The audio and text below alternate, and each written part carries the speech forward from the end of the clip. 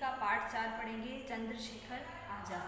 चंद्रशेखर आज़ाद, भगत सिंह, राजगुरु, सुखदेव आदि के नाम आप लोगों ने सुने ही होंगे, जिन्होंने हमारे देश को स्वतंत्र कराने में अपने प्राणों का बलिदान दिया था। हम इस पाठ में चंद्रशेखर आज़ाद के बारे में पढ़ेंगे कि उन्होंने किस तरह से कार्य किया, किस तरह से हमारे देश को आज़ाद कराने के लिए अपना महत्वपूर्ण योगदान दिया। चंद्रशेखर आज़ाद सदा आज़ाद रहे। उन्होंने मरते दम तक भी कहा था कि मैं अंग्रेजी सरकार की गिरफ्त में नहीं आऊँगा, इसलिए उन्होंने अपने आप को गोली मारकर अपनी जान दे दी, पर वो गिरफ्तार नहीं हुए। चंद्रशेखर आज़ाद का जन्म मध्य प्रदेश के भावरा नामक गांव में हुआ था, जहां भीलों की संख्या अधिक थी। उन्हीं के बीच में रहकर उन्होंने धनुष बाण चलाना सीखा और उनका निशाना बहुत अच्छा था। चंद्रशेखर आज़ाद के पिता अध्यापक थे और वे केवल 8 रुपये मासिक वेतन पाते थे। इस प्रकार हम कह सकते हैं कि चंद्रशेखर आज़ाद का बचपना बहुत कठिनाइयों और निर्धनता में गुजरा। उन दिनों गांधी जी का असहयोग आंदोलन चल रहा था। असहयोग आंदोलन में उन्होंने भाग लिया और वे गिरफ्तार हो गए। उन्हें जेल में रखा गया और जब मजिस्ट्रेट ने उनसे पूछा, कुछ सवाल किए और जिनका उन्होंने बहुत निर्भीकता से जवाब दिया। मजिस्ट्रेट ने उन्हें 15 कोड़े लगाने की सज़ा सुनाई। जब उन्हें कोड़े मारे जा रहे थे तो वे हर एक कोड़े पर चिल्लाने की बजाय वंदे मातरम का नारा लगा रहे थे। उनका पूरा शरीर लहूलुहान हो गया था, पर जब वे बाहर निकले तो उनका चेहरा शांत और गंभीर था, जैसे कुछ हुआ ही ना। जेल से बाहर निकलने पर भीड़ ने उनका भारी स्वागत किया और उनको मालाएं पहनाई गई।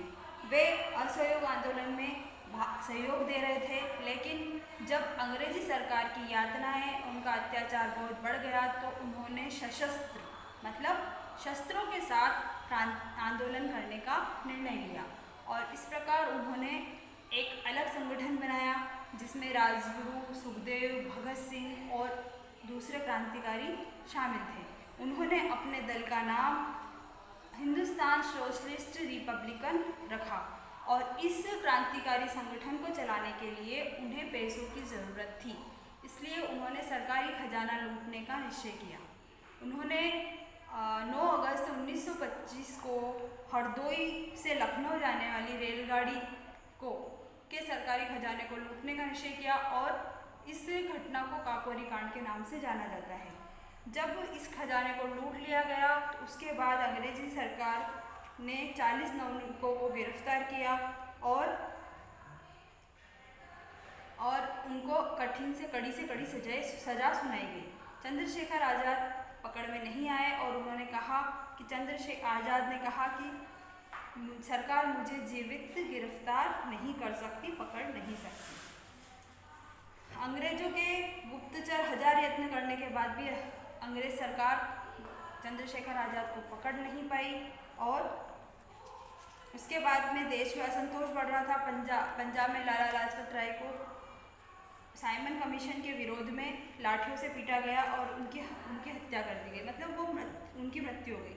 इसका हत्या का बदला लेने का चंद्रशेखर आज़ाद ने निश्चय किया और 1928 में सरदार भगत सिंह, राजगुरु और ने डिप्टी सुप्रीटेंडेंट को गोली से उड़ा दिया। पंजाब केसरी घायल हुए थे। इस घटना से देश भर में खुशी की लहर फैल गई कि परंतु अंग्रेजी सरकार का दमन चक्र तेज हो गया। दमन मतलब वो क्रांति को दबाना चाहते थे, तो उन्होंने क्रांतिकारियों को गिरफ्तार कर लिया और चंद्रशेखर आज़ाद अपने कार्य में दिन रात जुटे रहे वहाँ, परंतु किसी ने उनकी खबर दे दी कि वे अल्फ्रेड पार्क में हैं। सिपाहियों ने उन्हें चारों तरफ से घेर लिया। उन्होंने बहादुरी से काम लिया।